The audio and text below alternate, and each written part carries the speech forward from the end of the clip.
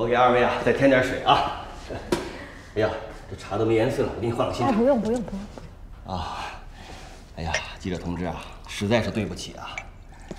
这个王师傅啊，从来不迟到的，今儿也不知道是咋的了啊。要不我打个电话问他到哪儿了啊？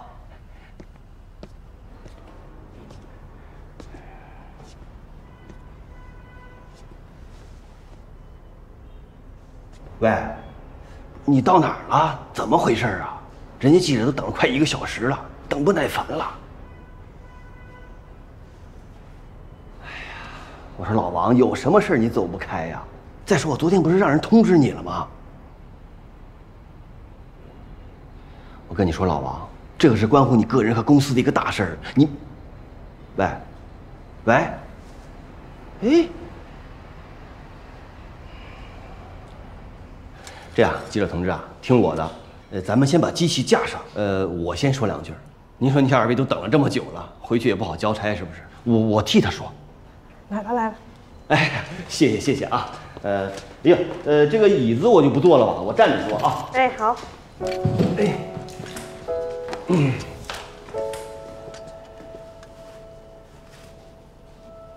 说到拾金不昧呢。我记得王师傅这拾金不昧的事儿干的可不是1回2回了。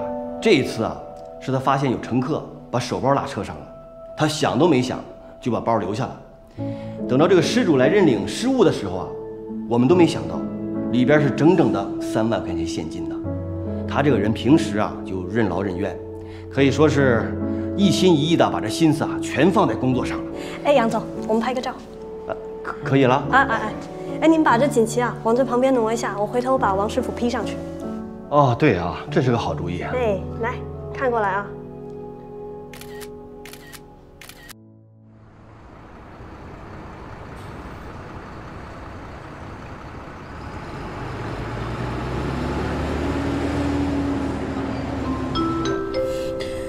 车辆行驶，请您坐稳扶好。下一站沿江东路站。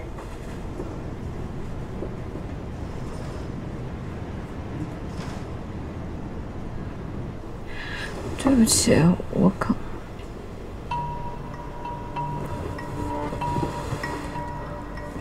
肖浩云，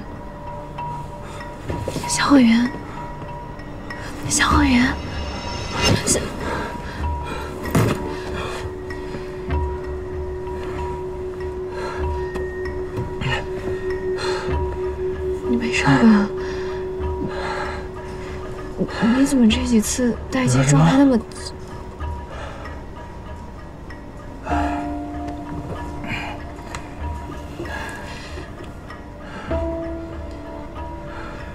你刚想什么呀？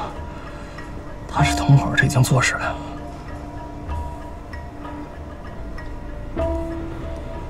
对不起，我刚确实是冲动，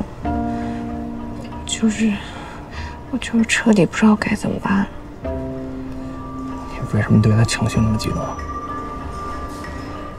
那种感觉就像是一个你很信任的人，他突然之间背叛你了。我一个人来嘉陵上学，但是我每次坐这趟车的时候，我看见他总有一种特别亲切的感觉。我不是跟你说过吗？我每次坐45度的时候都能看见他。我认识他得有2年多。2年时间，这只能说明他已经学魔一脚了。可是他真的不像是坏人啊，他以前还帮过我。你不能因为别人的一个善举，就确定他是好人吧？可是我之前就是这样才相信你的。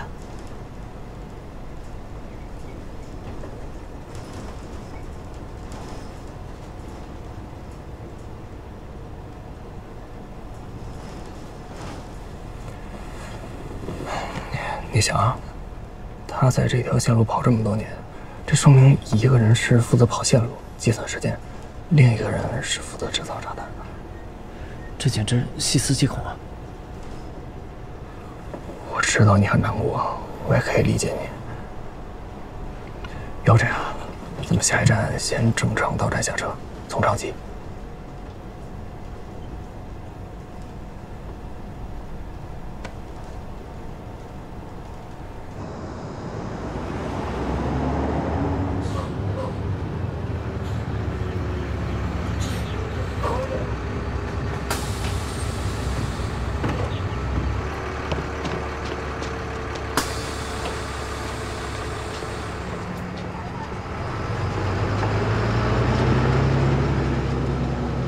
其实现在这么一想，之前有几次行动受阻都是因为司机，只不过是当时没有怀疑他。都怪我。怪你干什么呀？你又不知道他是什么人。可是你记不记得，就是那一次，那个变态大婶最后一直在骂他，说什么说话不算话，还怀疑他报了警。所以你说有没有可能，司机大叔真的是被逼迫的？而且你想，如果他的目的真的是想让全车人都陪葬的话，那我们根本就没有下车的可能啊。可是我们明明有2次是在中途强行下车的，是停车和开门的选择权都是在司机手里。公交车司机在上岗之前，都会经过应对突发状况的培训。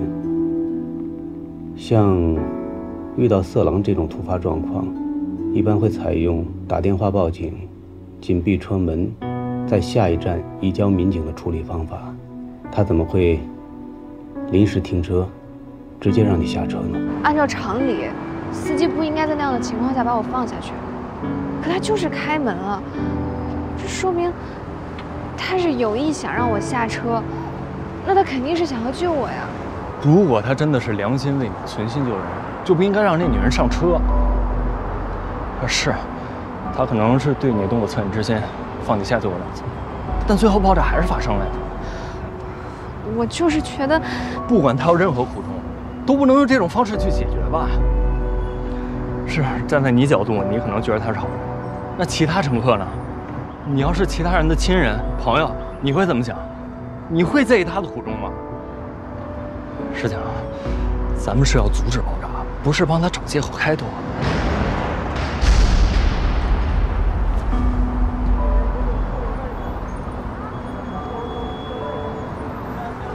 看来我想的没错，这是我们第一次在车下看见没有任何人干扰的情况下会发生的事。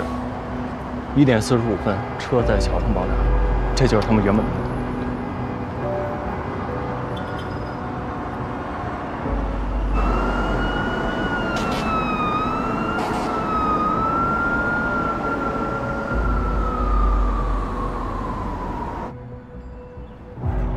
哎，你们刚才说哪个学校的？嘉林师范。我有学生证的。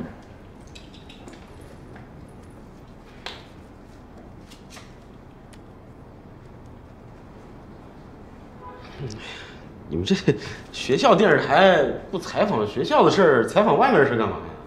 我们现在是要走进社会嘛，跟同学们生活息息相关的都是我们的采访素材。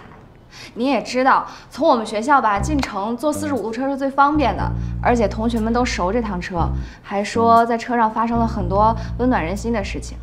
还一个车上发生的事儿那多了去了，我们这坐办公室的，我们也不了解啊。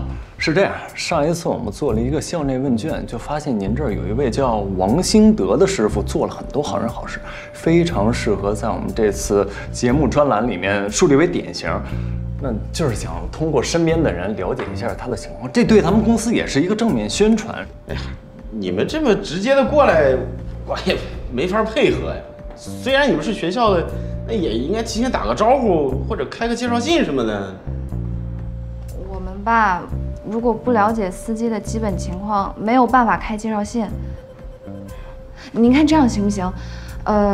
我先跟您做一个简单的了解，之后呢，我再去找学校开介绍信，然后我再跟您约时间做正式的采访，行吗？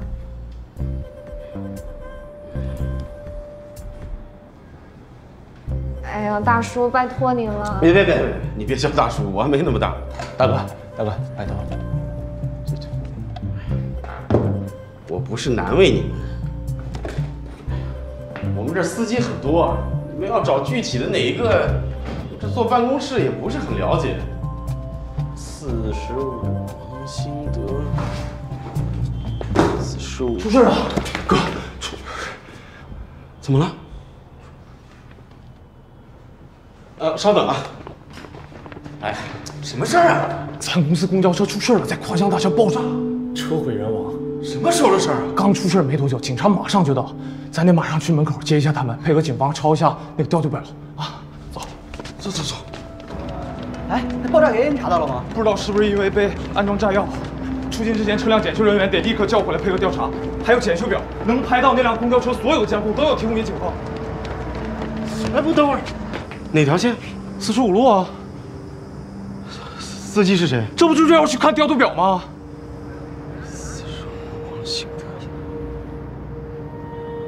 你们先去。不是，你去哪儿啊？你们先去。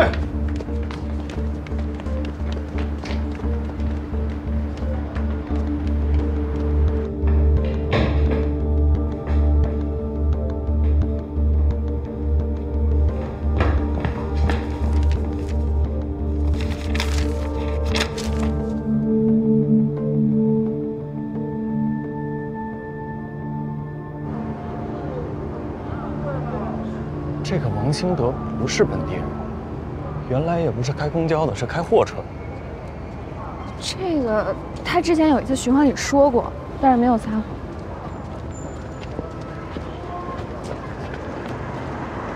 背井离乡，辞去工作，来到嘉陵开公交这4年，难道就是为了筹划这起事故？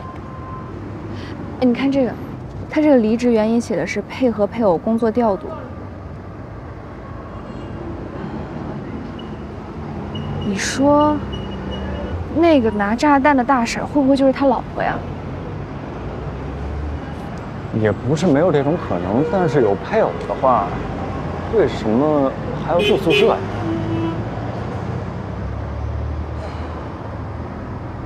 好不容易才拿到这些，可是这上面的信息太有限了，光是凭这些，我们根本没办法下定论。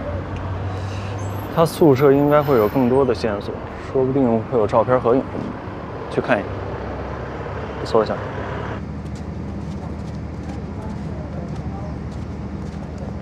阿姨，公交公司的宿舍是在……喏，这就是。楼上是吧？谢谢啊。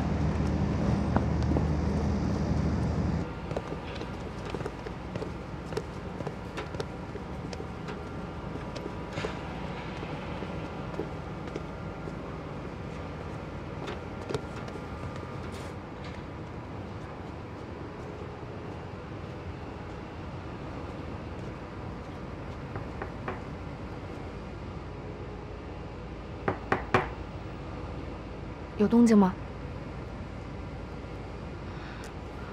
那怎么办？实在不行，只能叫开锁公司来了。开锁公司这么光明正大吗？大不了把身份证给他们。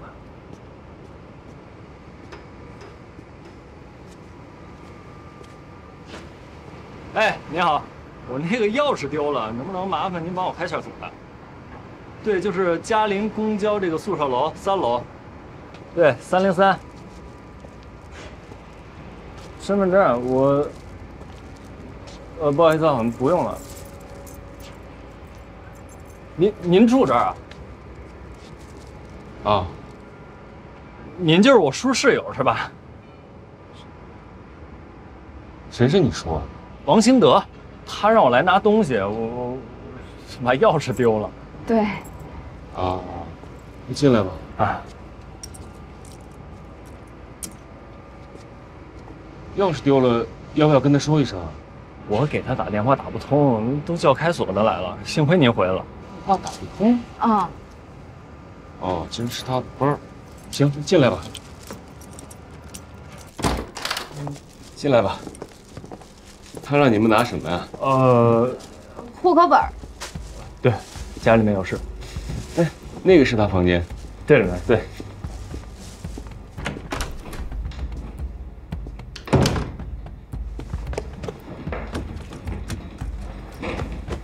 坐。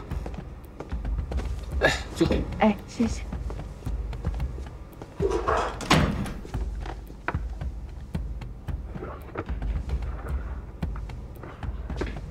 你是他女朋友吧？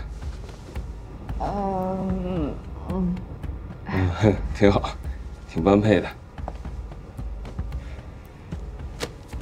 您跟王叔一起住多久了？哎呀，2年多了。从我进公司就跟他住一起。哦，老熟人了。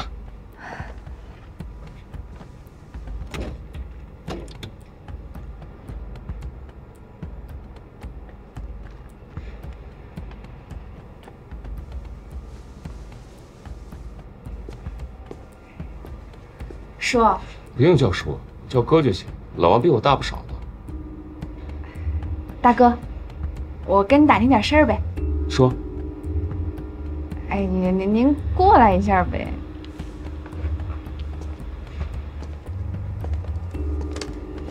说。是这样，我男朋友他最近打算带我见家长了。他的家邻就王叔一个亲戚，我有点紧张，我就想问问您，王叔他人怎么样，好相处吗？嗨，不用紧张，小姑娘，你王叔人特好，心眼儿实，平时话也不多，一点儿都没有家长的架子。将来你们俩要是住在家里，那有你叔这样的亲戚，互相还有个照应。哎，那他老婆呢？您见过吗？他人怎么样？哦，我知道你们拿户口本干什么了，是为那事儿吧？坐。闹离婚呢？啊。哎，妹子，不是我掺和别人家里的事儿，可哥得真提醒你一句，老王那媳妇儿可真不是省油的灯，好像是精神出了点问题。你以后见他可得注意着点。他精神有什么问题？就是因为这个才离婚的吗？多半。这女的挺折磨人的，隔三差五的来一出。你说这再好的人也经不住这么折腾。那要不你王叔放着好好的家不回，那干嘛老住这儿？他会不会是家离得太远了，在这儿住比较方便？远什么呀？他家就在港务新村那边，来回多方便。哦。哎，明眼人都看得出来，那老王平时就不爱搭理他。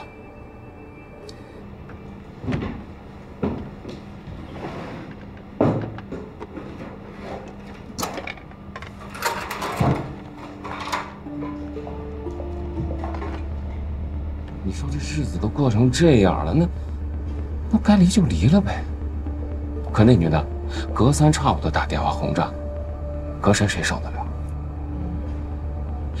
是，就知道这婚迟早得离。可是我听我男朋友说啊，说他婶儿人还挺好的，挺和善的，说他们夫妻关系也挺好的。和善？嗯。和善个屁！听他唬你呢。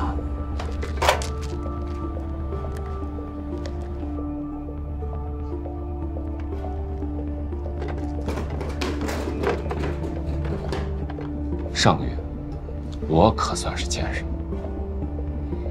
大晚上，老王他媳妇儿打电话让老王回家，说是家里着火了，让他去救火。着火？还有，找到了啊！那我们就先……行，麻烦了。好，没事。哎，那我走了。好。哎，妹子，你呀，回头跟你男朋友提个醒儿，以后他要是掺和他叔家里的事儿，可别带上你。啊，行，谢谢你啊。没事。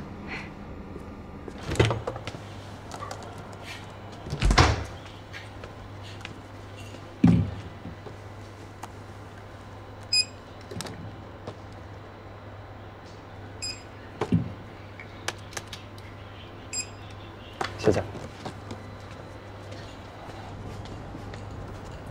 来，补元气。我们得捋一下。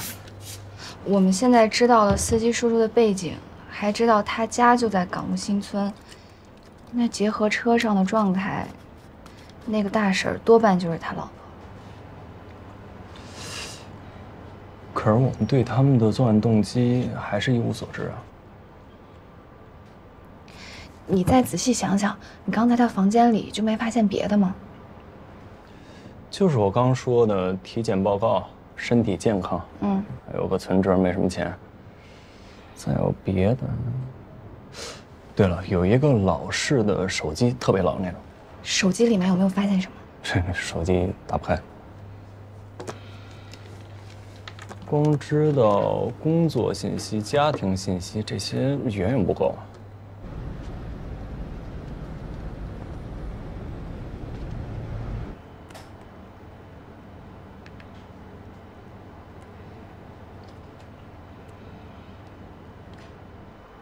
哎，对了，你刚下车之后还没说完，1点45分这个时间点是怎么推断出来的？哦，一共有3次数据支撑。第一次呢，就是咱们正常到站下车，咱们俩发生争执，你去了公安局，我在外面看到警方发布的新闻，爆炸时间为1点45分。第二次就是我们要卸锅跳窗，那一次我是听见了铃声，瞟了一眼时间是1点45分。第3次就是这次，基本可以确认。那这么说，司机叔叔那会儿确实一直在念叨着时间到了。可是为什么是1点45分啊？你说，他们会不会是被人指使的？恐怖袭击？可是恐怖袭击的话，也得需要原因吧？那这样的话，咱们还得查他们的联系人。我们不是警察，这可查不到。对啊，我们查不到的，警察可以查得到啊。我想一下，这一次没有任何人干扰，车是在桥上爆炸的。那警方需要排除各种可能，这需要大量时间，根本来不及啊。但如果我们去公安局，把这个目标锁定在他们2个人身上，这就可以缩短大量的时间，快速破案。没错，我现在打电话。哎，等一下，先想一下怎么去应对警方啊？该说什么？不能再无功而返了。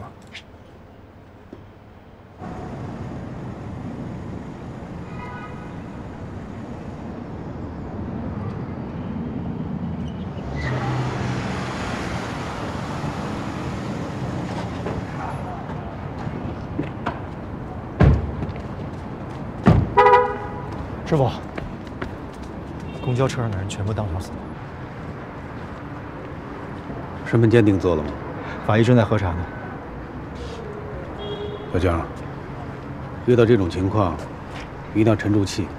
这么大的案子，我也是第一次碰到。明白。首先稳住心神，啊。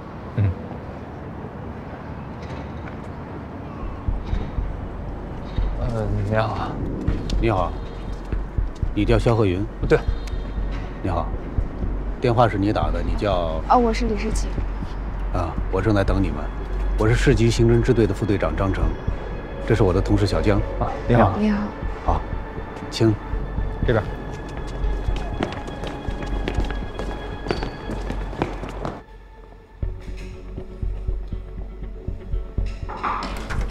杜军，人带来。感谢你们积极配合，坐。倒2杯水。好。坐这儿。来。感谢你们啊，跑到公安局来配合我们调查这起公交车的爆炸案。希望你们2个能仔细回忆起在公交车上看到的、听到的所有的一切，事无巨细，越详细越好。谢谢。我们本身是约好了坐车去市里，但后来因为一些原因就提前下车了。我们看见那个爆炸的新闻，发现就是我们坐的那辆公交，就想着有什么需要配合的，跟你们联系一下。为什么呀？为什么提前下车？是因为我们在那个港务新村站的时候，发现上了一个精神不太正常的女的，就挺害怕的。怎么个精神不太正常？就是她坐下以后掏出了一把刀，一直跟那儿嘟嘟囔囔的，神神叨叨，感觉不知道自言自语些什么，我挺害怕的，就叫她下车。掏出一把刀，什么样的刀？就是大概这么长吧，就是一把匕首。其实那个人自言自语的话是特别吓人的，他说：“全都炸死，一个都不留，1点45分全部陪葬。”不行，这肯定不行。说的这么明确，反而会被怀疑口供的意图，还是要含糊一些。不能含糊。既然我们是想要压缩警方的破案时间，那肯定要给出明确的线索呀。我们都很清楚他们有多警觉，如果被怀疑的话，反而更被动。还是听我的吧。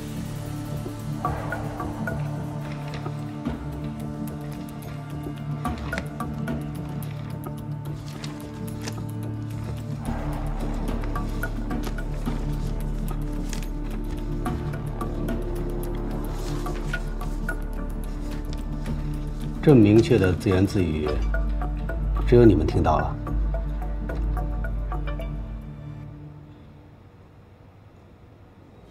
我的意思是说，你们俩都听得清清楚楚，那其他的乘客也一定听到了，他们是什么反应啊？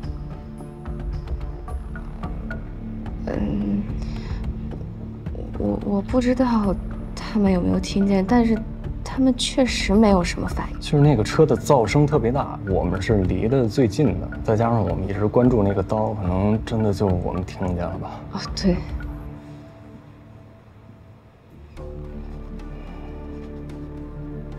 然后呢？接着说。然后我们就下车了。对，我们觉得还挺危险的，就下车了。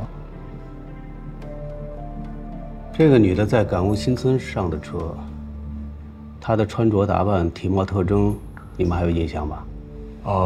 她穿了一身灰色的套装，然后很瘦，还带着一个红色的塑料袋，里面装了一个好像是高压锅。是她吗？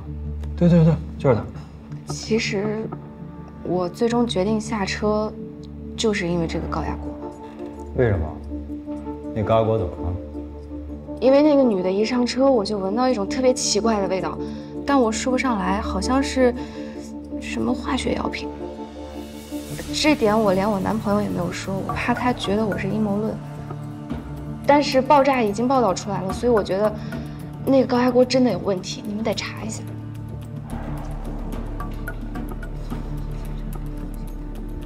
好。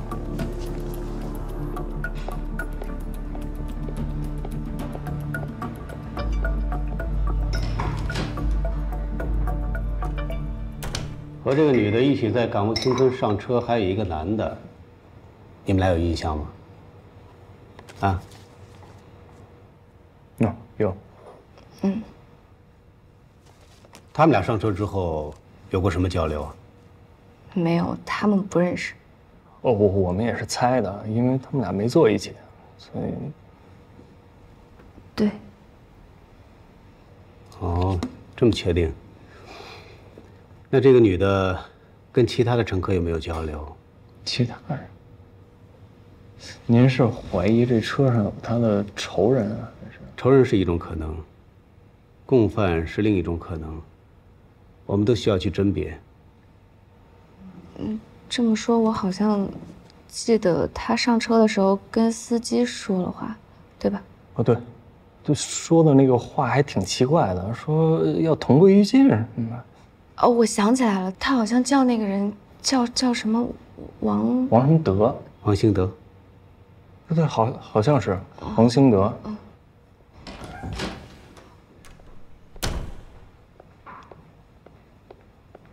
杜鹃，痕迹科的说，确实在车上发现类似高压锅残留物。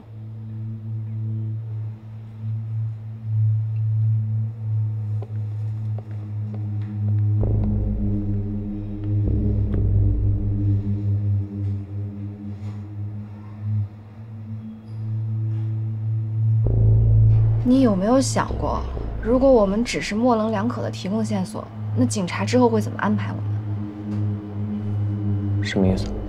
就是说，我们现在已经拿不到任何的信息了。如果我们只是作为目击者的话，那警察肯定不会跟我们透露办案进程吧？而且我们现在也没有办法确定他们什么时候会公布案情。万一我们熬不到真相大白的那一刻，等进入下一次循环的时候，一切洗牌重新开始，我们不就又原地打转了吗？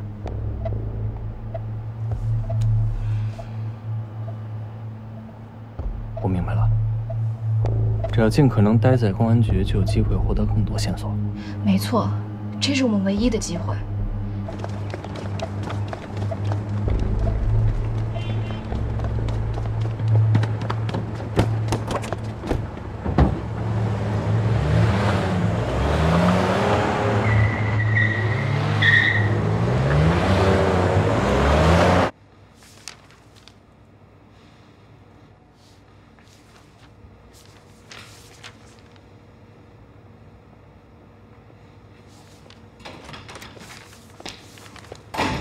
张队，刚刚的问话记录，他俩还继续留在队里啊？他们俩是不是有什么问题？这俩小崽子在钓鱼，虽然提供的线索确实有效，但是引导的太明显了。现在还不太清楚他们俩的真实意图。那咱们就将计就计，一会儿我陪他们俩再聊聊。这样，对外的一些信息我来抓，你们就好好摸一摸这两人的真实意图。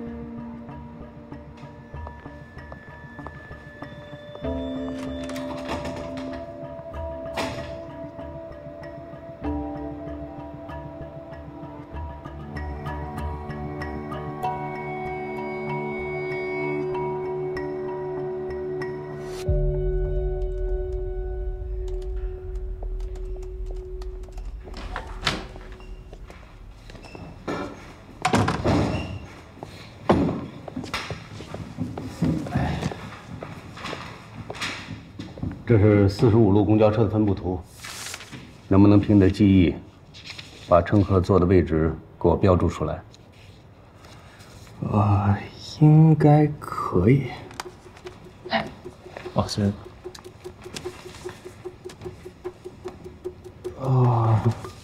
车的前部有2个人，这儿站着一个男性，大概30多岁，穿着一个花衬衫，腰间别着一个钥匙，一直在录视频，应该是一个主播。这儿呢坐着一个肌肉男，穿了一身灰色的衣服，戴着耳机。这儿呢坐了一个大爷，大爷脚下有一个蛇皮袋，绿色的，里面装的好像是西瓜。他的后面坐着一个阿姨，短的发，略微的有点发福，带着一个黄色的编织袋，装的好像是药。隔了一个座位，这儿坐了一个大叔，大叔有一点点谢顶，脚下放着一个很大的行李箱。我们俩坐这儿，我们下车的时候上了一个男性，穿了一身黑色的衣服，然后这儿坐的就是那个灰色套装的，应该是嫌疑人吧，脚下放着那个红色的袋子。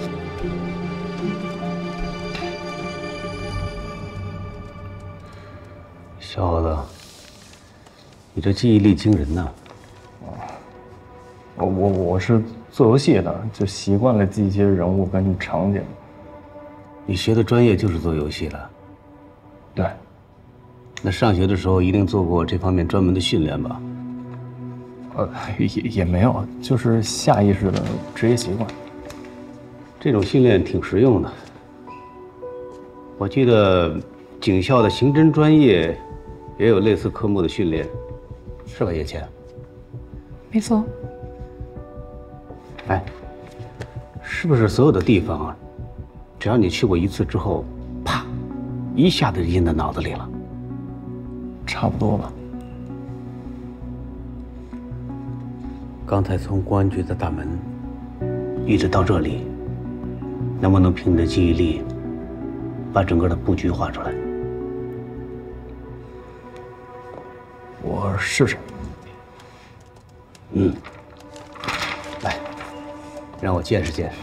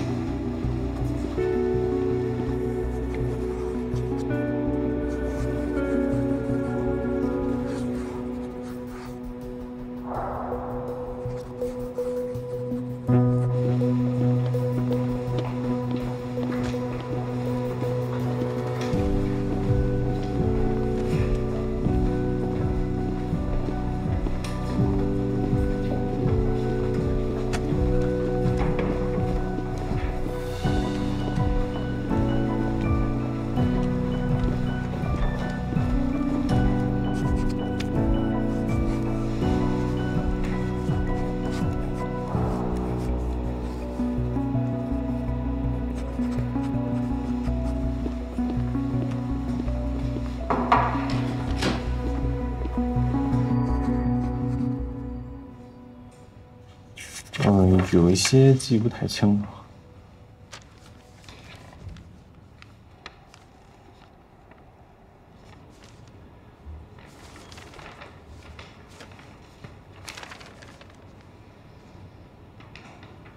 哎，小伙子，这是目前我们采集到的，我们认为在爆炸前，可能在公交车上所有乘客的照片。非常可惜，都很模糊，而且不是背面就是侧面。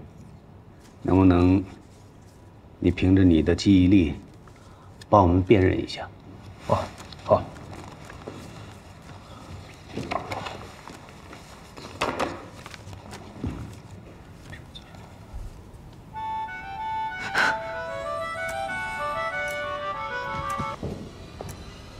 喂，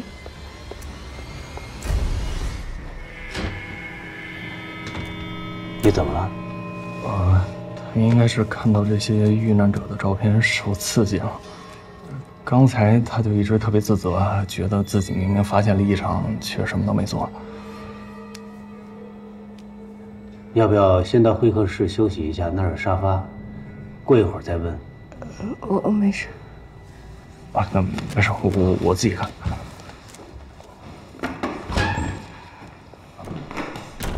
战队，嫌疑人的身份确认：陶映红，56岁，原籍是礁岛的，家住在港务新村，在石化工厂工作。啊。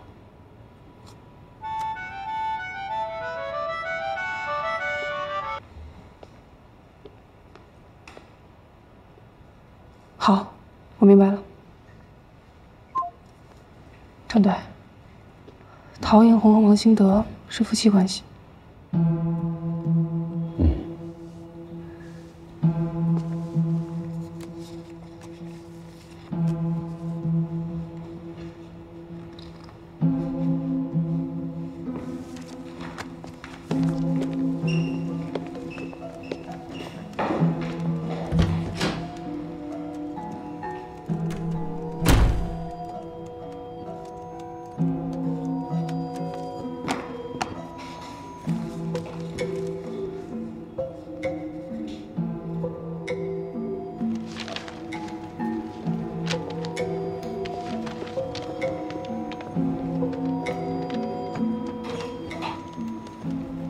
那女孩怎么了？我看她那个反应像是幸存者综合症。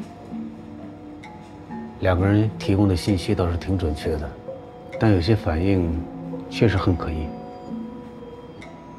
现在是案情侦查阶段，这两人必须留在队里，随时盯着。老张，你来把控。哎，江峰那边什么情况？夫妻共犯的情报我已经同步给他了，现在着重在查的就是爆炸物来源。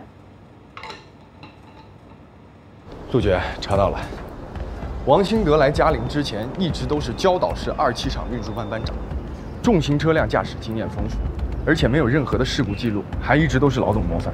陶映红在嘉陵化工厂的质检部门上班，在入职化工厂之前，他是礁岛市一中的一个化学老师，有着非常丰富的理论和实践经验，并且还出过教材。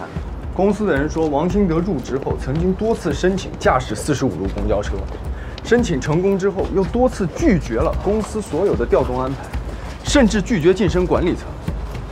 铁了心了，就是要在45路干到退休。陶映红到嘉陵化工厂之后，通过了专业的化工产品培训和考试，被安排到了质检部门。在质检部门，他主要负责化工产品还有原材料的取样、质检分析和次品处理。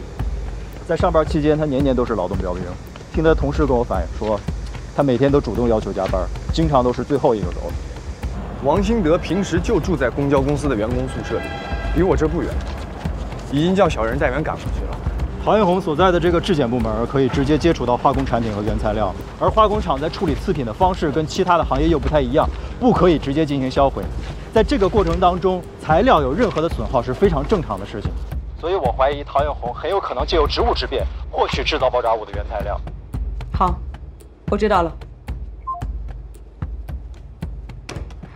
陶映红有学科背景和技术，也有获得原材料的途径，非常有可能自制炸弹。一个摸路线，一个做炸弹，这么看来，陶映红夫妇很有可能是有计划、有预谋的策划犯罪。叶子，把现在查到的信息全部同步出去。明白。还有，通知交岛市公安局，申请协查通报，通个气儿，也让他们尽快的去安排走访，了解陶映红和王兴德过去的工作生活情况。明白。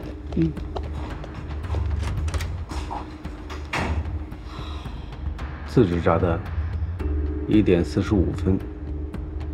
为什么会选择这个时间呢？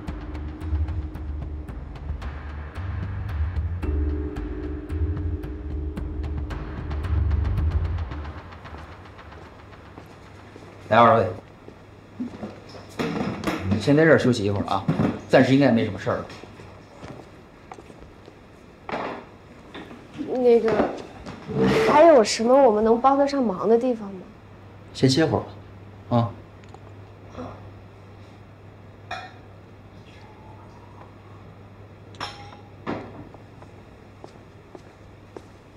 谢谢。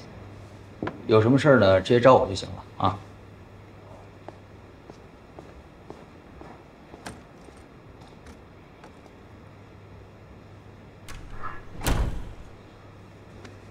我刚才听到那个铃声，我真的没控制住，我条件反射就觉得要爆炸了。没事，都怪我，我们现在在这儿真的一点消息也得不到了。这不能怪你。我们不能只是帮警方破案，我们还得给自己找到阻止爆炸的方法。我不想拖后腿。我们还有机会。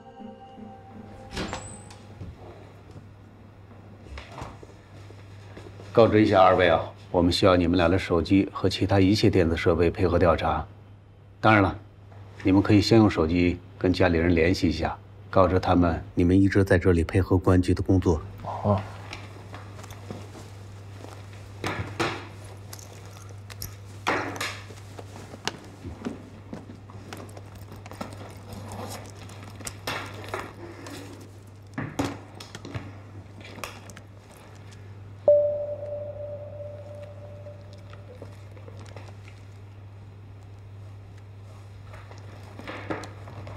你有2部手机啊？哦，这也是你的？啊。确定不给家里打个电话？不用，说过。谢谢你的配合啊。我们也希望留下来看看有什么可以帮助的。我们回去这个心里也不好受啊。是，你女朋友的状态确实挺不好的。张队，收一下电子设备。来。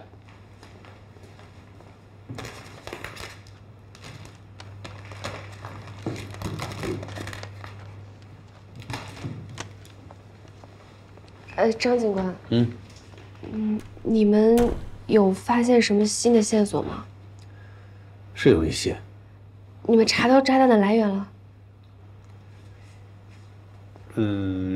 正在核查当中吧。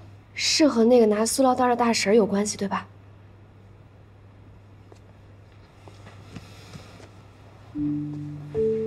告诉我为什么这么问？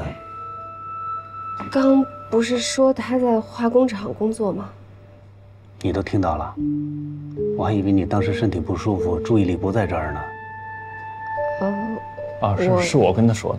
刚才我们俩还分析了一下，就是这女的如果在化工厂工作，那她收集那些化学材料是不是很容易啊？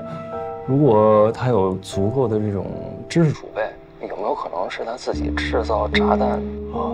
还有问题我想问你一下，你说你在车上闻到了一股化学品的味道，是从那个高压锅里散发出来的，你能给我形容一下那是什么味道吗？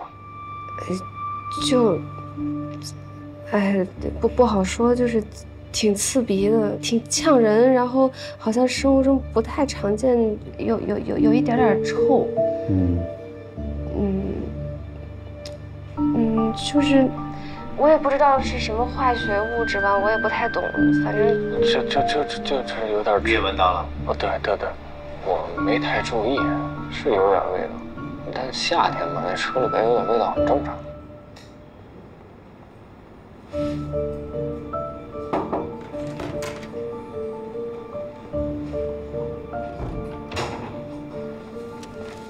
杜鹃，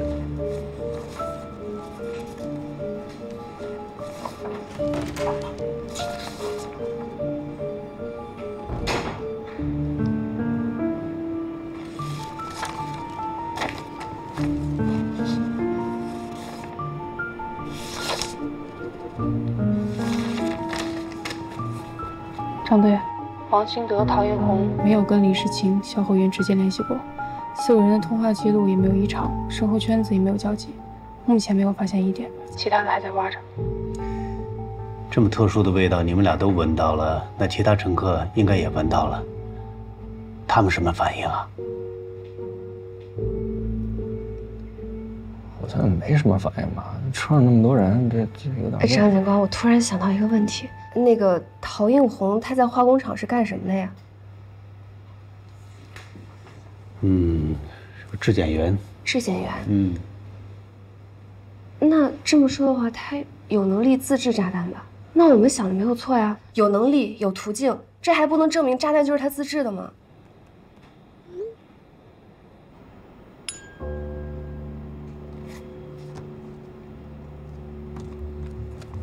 正在修复。还真是不能，这只能说明他有作案的条件，但这些都不能形成证据。那你们就不查了吗？老张，鱼已经上钩了，可以收网。我们当然会查了。有个问题想问你们俩：下车之后，到你们来这儿之前，你们俩曾经假扮记者到了公交公司，能告诉我你们去干嘛吗？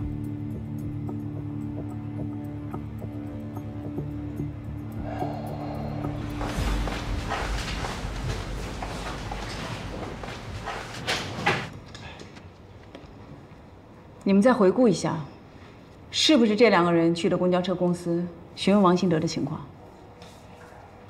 对，就是他们俩，说是加师大校园电视台的学生要采访王兴德。哎，他俩可不是这么跟我说的，他说他是王兴德的亲戚。我当时就觉得他俩不对劲，这前脚要找王兴德，后脚就通知我们说王兴德出事了，一转眼的功夫，这俩人就不见了。那他们有没有在你们这儿得到什么信息呢？没来得及呢，这刚要说王兴德的事儿，我就被通知说王兴德出事就叫出去了，没说呢还。那你这边呢？这男的说是来拿户口本，那等他们走了之后，我才发现那整个屋子被他们翻了个遍。这女的就一直在问我问题，那都是关于老王的家事儿，别的没说什么了。就是他看完新闻以后，情绪特别激动，就一直喊着说是自己间接害死了车上所有人。那这事跟他有什么关系啊？那他非得这么说，我们正好在附近，就把他带去那公司，想着问清楚了，他心里可能也就踏实了。起初我是不太相信车上有什么炸弹之类的，越查这事儿越离谱，这已经超出了我们的能力范围之内。想着还是报警解决这个事儿吧。我知道我们现在非常可疑，但我们绝对不是坏人啊！不信您可以去查我们的身份，学校或者我们单位，我们都可以配合。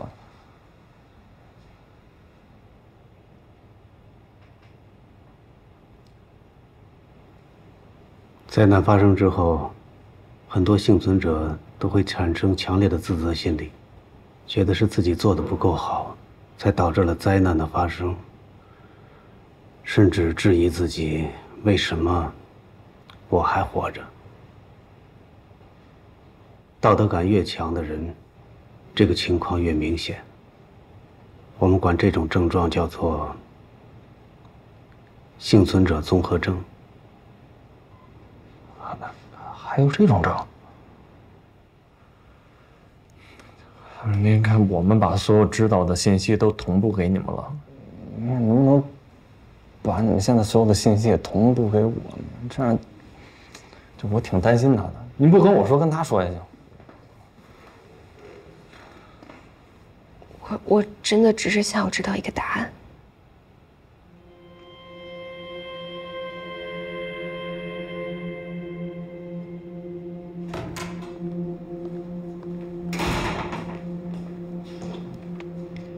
老张，来一下监控室。你们先坐一会儿啊。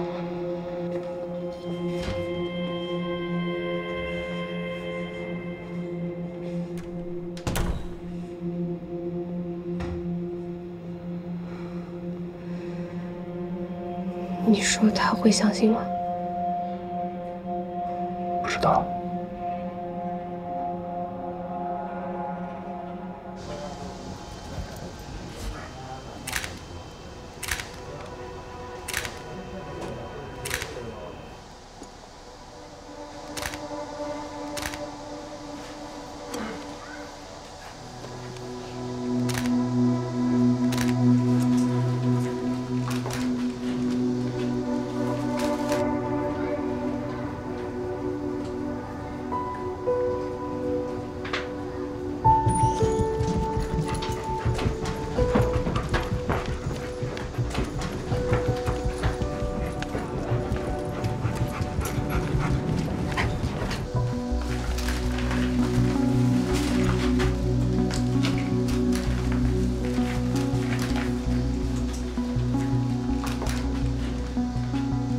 制造窝点是在车库，人住在2楼1楼是车库。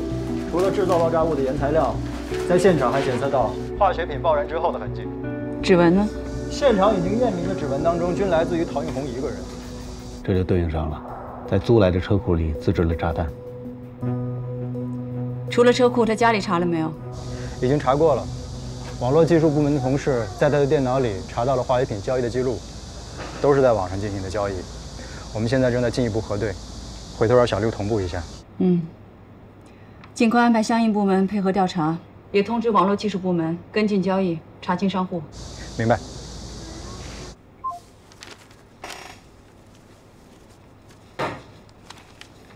这么看来，这2个人的嫌疑倒是越来越少了。对了，公交公司那边现在什么情况？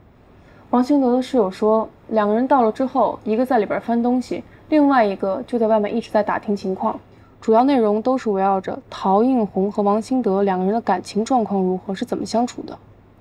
所以现在看来，李潇2人的行迹跟他们所说的基本吻合，他们确实是在寻找作案动机。王兴德家有什么疑点啊？就是被翻乱了。按道理来说，这2个人是去销毁罪证，那为什么要留下这么明显的一个翻找痕迹？而且按他们这个室友所说，这2个人不去主动搭讪，那他们就不会有接触。为什么要多留下这么一个人证啊？贴花手机什么时候能回拨？快了，我去技术部追一下。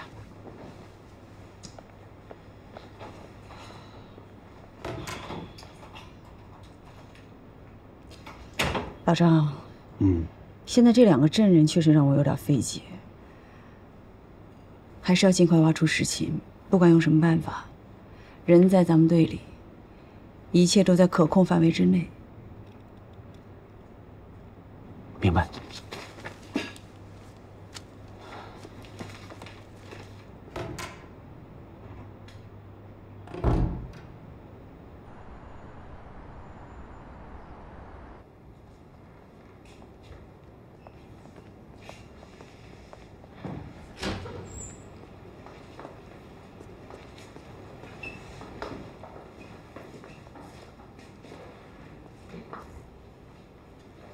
这是，别怕，例行检查。谢谢。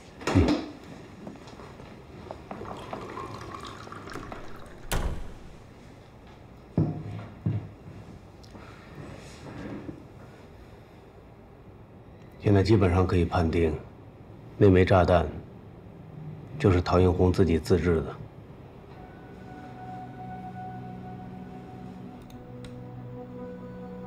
那这么说的话，他们夫妻2个人来嘉林4年，一个摸路线，一个造炸弹，就是为了制造今天这起事故。你的推断有道理，我就是还想知道你们还能想起什么细节，可以提供给我们。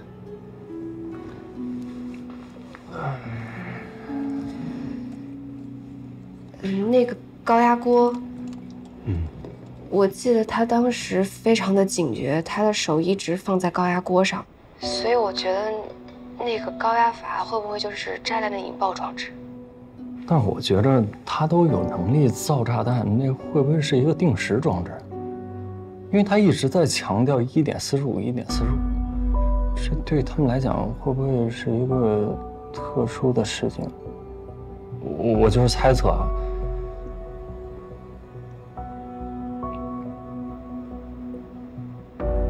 叶子，你去查一下卷宗，看看跨江大桥以往所有的事故里面，有没有什么事件是跟1:45这时间点有关。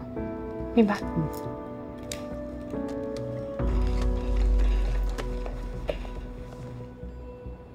哦，对了，那个刚才你们拿走那个花手机，那是我从王兴德宿舍拿的。刚才为什么不告诉我？不是我有点害怕，因为是在派出所嘛，毕竟是我偷出来的。因为我觉得那个手机在环境里面特别的违和，我觉得不像是他的，所以我就想拿出来看看里面有没有什么信息。我们早知道那个手机就不是你的，幸亏你自己说出来了。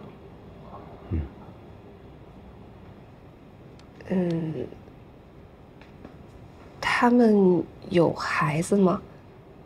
我的意思是说，那个手机会不会就是他们孩子的？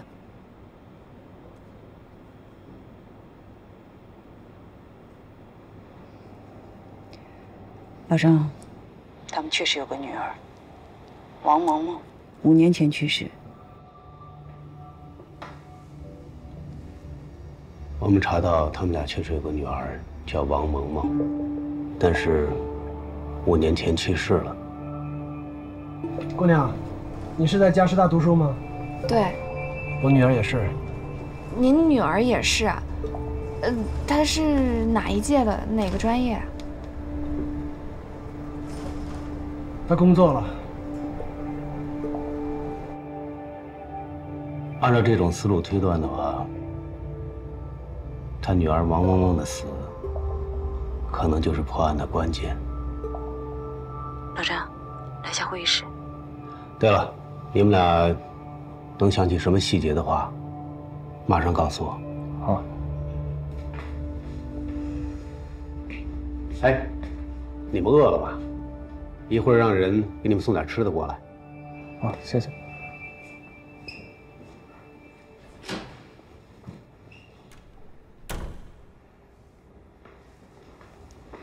他刚刚说他女儿是5年前去世的，可是我记得王兴德大概1年前的时候跟我说，他女儿跟我一个学校的，而且已经毕业，在他家工作了。他为什么要撒谎？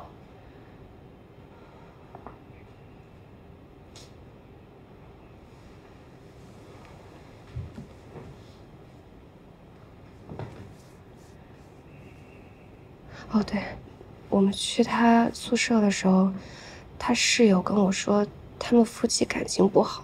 所以你说他们两个到底是合谋，还是王兴德是被胁迫的？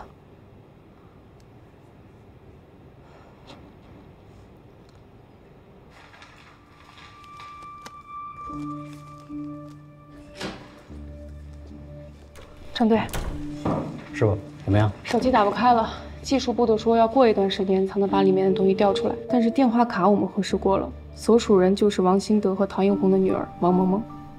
通话记录查了吗？查过了，王萌萌的最后一次通话记录就是在5年前的5月13日下午1点44分，被呼叫者是王兴德，但是没有接听。1点44分。老张，来，你先坐。叶子，放一下。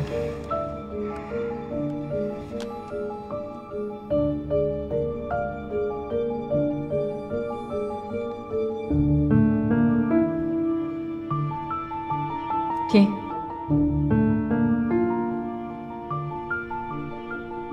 时间正好是1点45分。这就是王兴德和陶映红的女儿王萌萌吧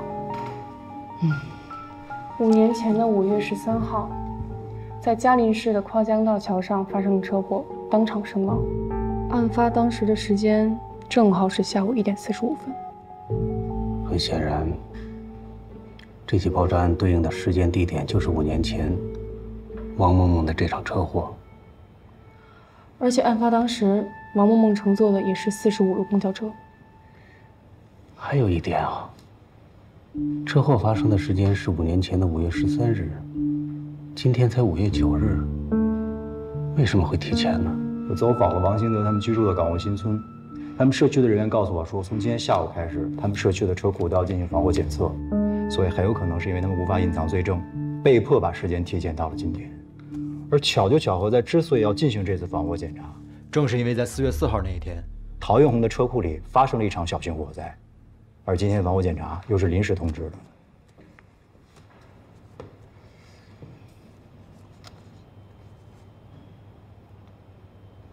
这起案子太顺理成章了。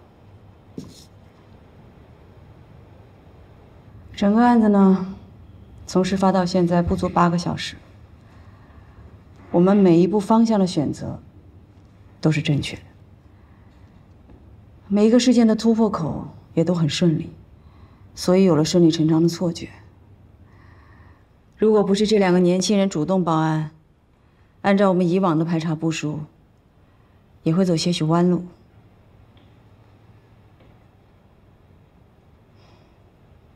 师傅，您觉得他们目的是什么？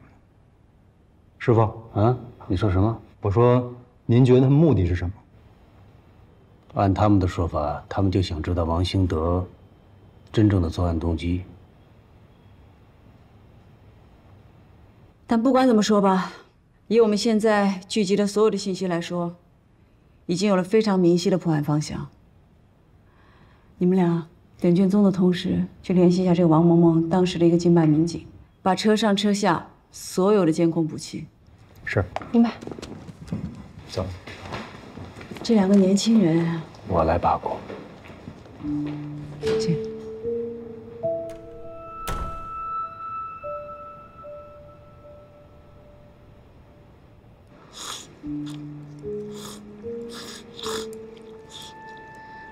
我发现一个问题，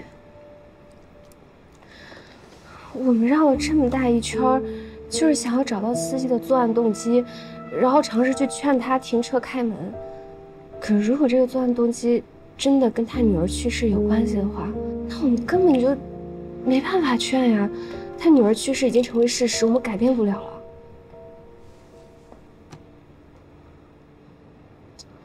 所以还是要阻止爆炸。其实最好的方式就是知道警方面临这种情况他们会怎么解决。可问题是，他们会跟我们说吗？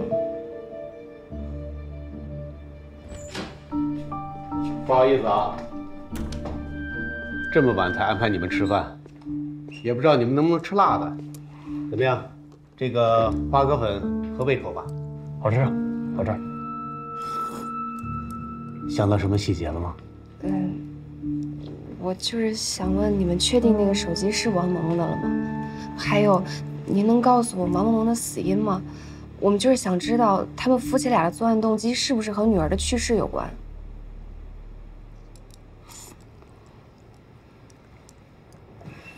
是这样子的，事情已经发生了，即便你知道他们的动机，你们又能做什么呢？那如果事情没发生呢？我是说，如果我一睁开眼睛，发现我又回到公交车上了，这个时候炸弹已经上车了，而且距离爆炸的1点45分还有不到20分钟的时间，这么短的时间内，我知道车上有炸弹，也知道凶手是谁，那我们2个人，我们怎么做才能阻止爆炸呢？哎，行了，你别问了，这件事跟你就没有关系。从那女的上车到我们下车，总共就5分钟时间。我们又不是特工，我们能做什么呀？那我们就什么都不做，就干等着吗？我们就不等着被炸死吗？这件事情已经发生了，没有办法改变了。你别再想了，就。我真不想，你居然是这样的人。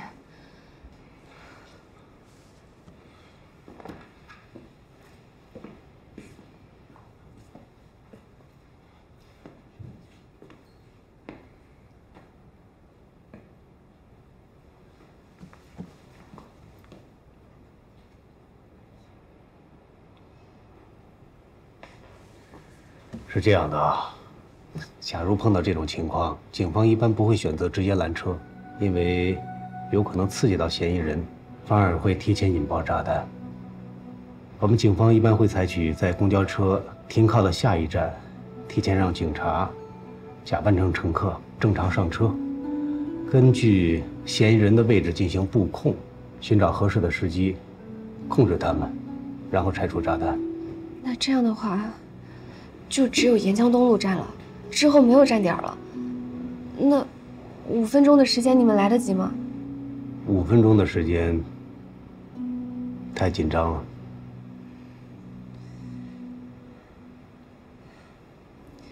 所以说，最保险的方式还是在沿江东路站上车。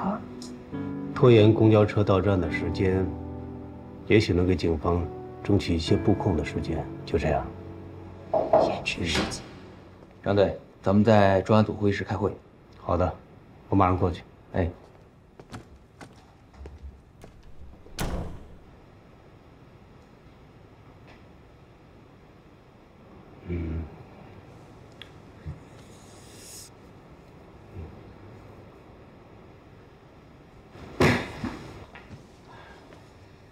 张警官啊，我还是想知道王萌萌的死因。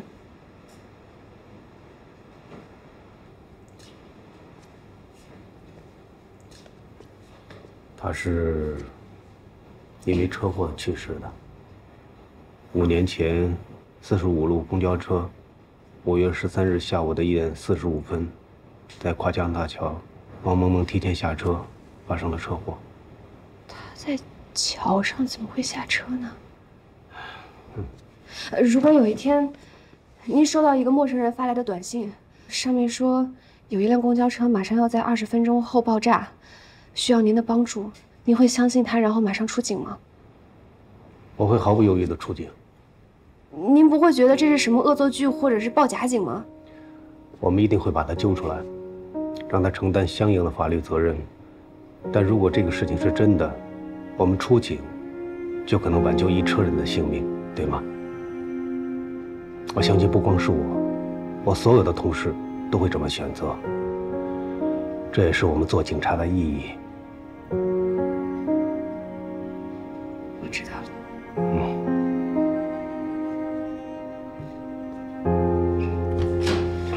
张警官，方便留您一个电话吗？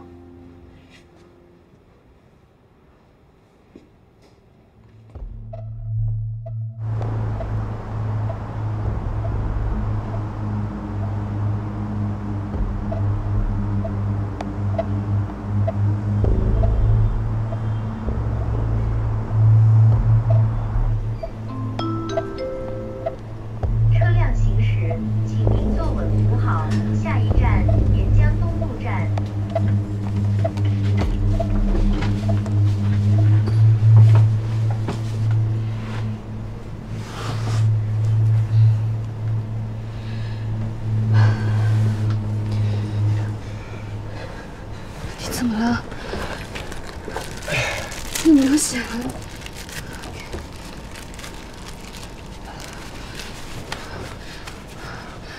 没事吧？没事。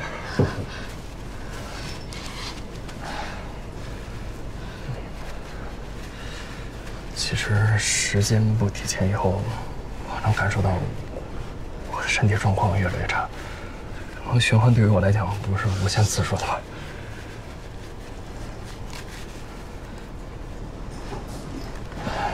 没关系，咱们这一次已经做了这么多准备，一定可以成功。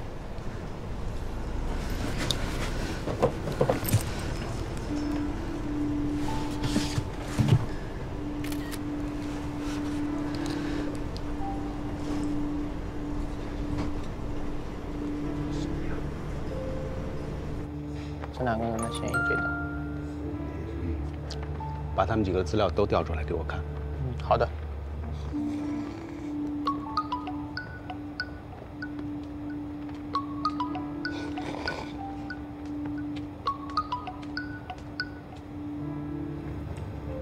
喂，哪位啊？老张啊，我给你拍了一张照片，你看一眼没？与谁啊？哎，你确认一下，然后一会儿给我回复啊。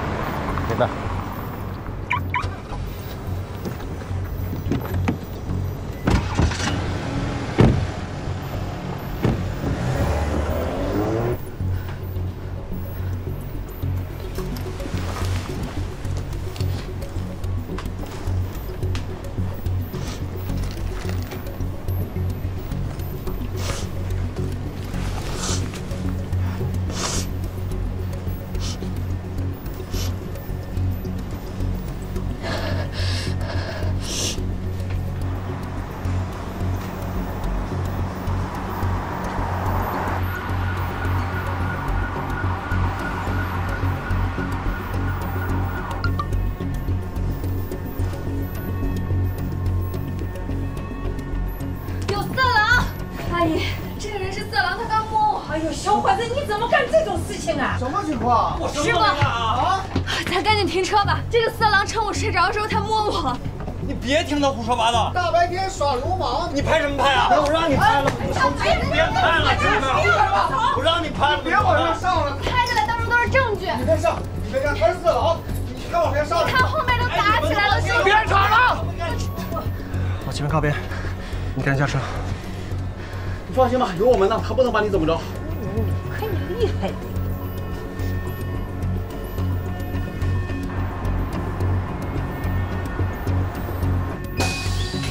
快下去吧。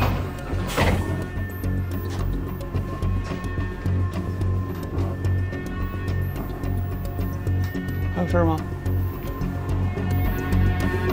我包在座上。你别动啊！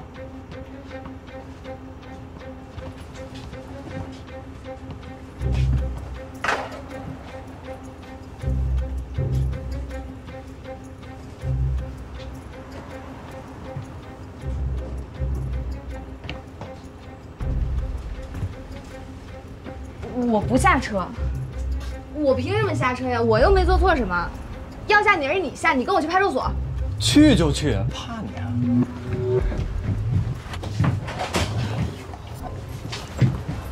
哎，U 盘呢？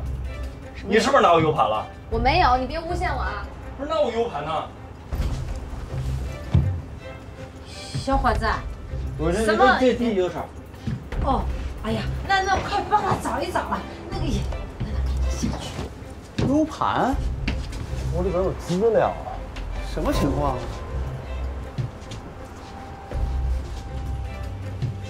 哎，行了，别找了啊，别找了。他说你是流氓，你说他偷你 U 盘。谁是流氓啊？我也没偷。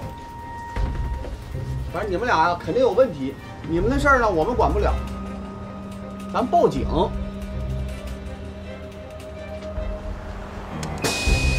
哎，不是，别关门呢，我还没下车呢，师傅，别关门呢，师傅，不是让下车吗？你得让他们下去吧，不要再闹了，我们家里都有事情的，真是的。我也有事儿，但是他俩不能下车，往前开，再往前开2站就是派出所，你俩上那儿说去。反正都有监控，我怕你啊。行，反正我也有理，我怕谁呀？U 盘就是你拿的。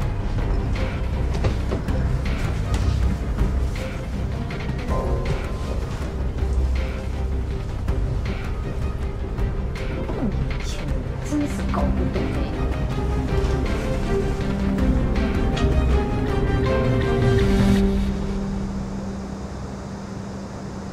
师傅，人已经散开了，周围都是自己人。好，明白。车一靠站，前后门同时行动，动作要快，注意安全。收到。 哎，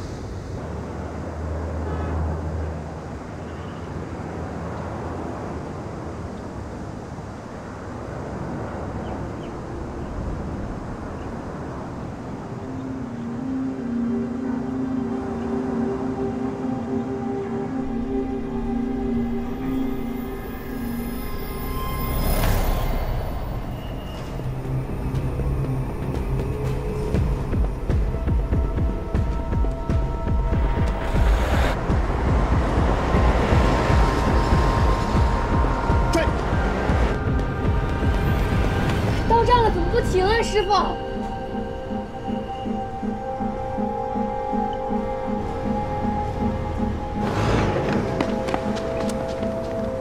公交车继续向前开了。哎，什么情况？师傅，你怎么不停车呀？站台有人上车了，师傅，怎么不停啊？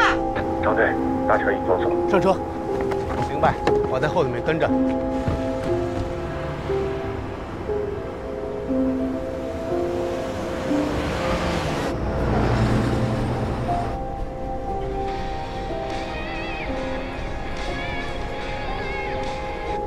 哎，炸弹还在车上吗？哦，你听我说，你们自己注意安全，条件允许，继续和我保持联络。好，挂了。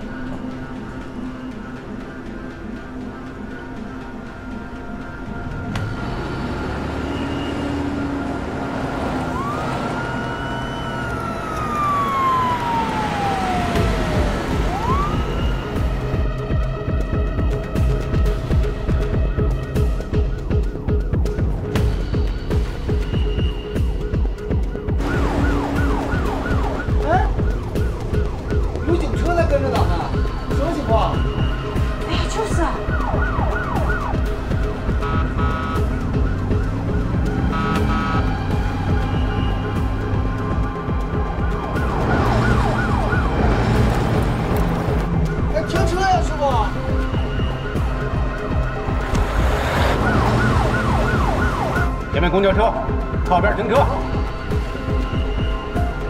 靠边。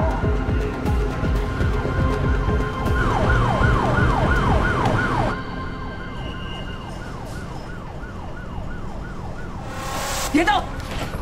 什么情况？都别动，这得上桥。坐下，都别动！抬着女人要下车，炸弹就在这塑料袋里，大家都别靠近。下车！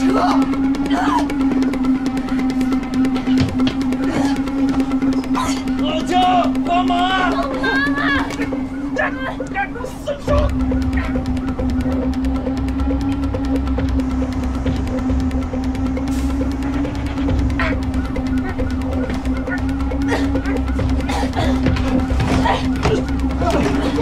放开我！放开我！放开我！放开我！放开我！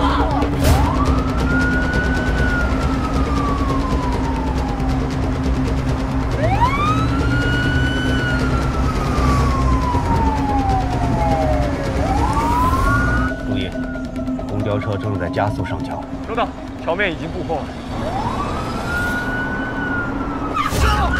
快停车呀！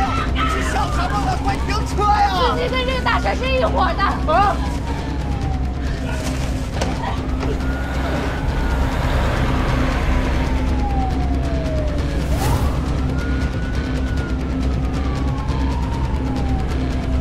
叔叔，停车吧！你们计划警察已经知道了，现在停车场就要上桥了，有机会，你们去自首，还有机会得到宽大处理。你在等着我。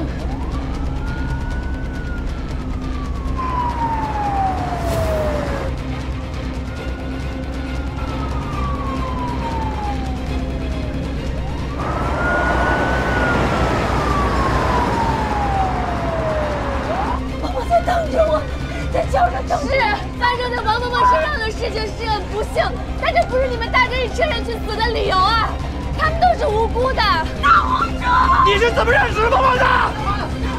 我知道王嬷嬷就是在5年前在大桥发生的车祸，我知道。停车吧！这件事情已经过去5年了，你们要是放不下，可以要求警方重新调查呀，没必要这样吧？